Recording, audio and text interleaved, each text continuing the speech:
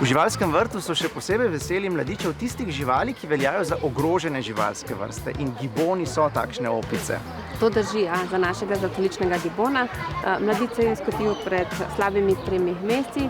Ko bo imel 1 leto, bo mu ta dlaka odpadla in začela rasti črna dlaka in potem bo ne glede ali samec ali samica, kar še ne vemo, črne barve. No in ko se osamosvoji od staršev, če je samica, ponovno postane zlata, tako kot njena mama ali njegova.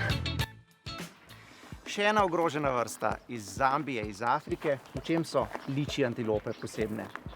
Živijo v majhnem področju in pred plenilci bežijo v močvirje, zato imajo podaljšane in razširjene parklje, da se jim v mokrih tleh manj udira. Mladič se je skotil pred 2 meseci, ker je praktično novorojenček, veliko časa počiva in spi, kakšno obdobje se pa podi po ogradi.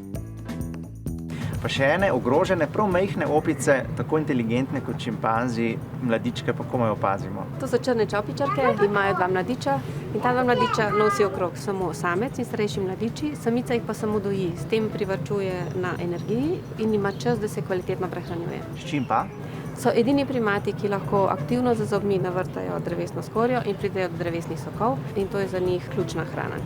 So pa tudi mladiči, ki niso ogroženi. Svojo moč in modrost bodo pokazali, ko odrastajo. Gre za najštevilčnejšo vrsto v živalskem vrtu, Homo sapiensa, ljudi. Tudi človeških mladičev je v tem času veliko.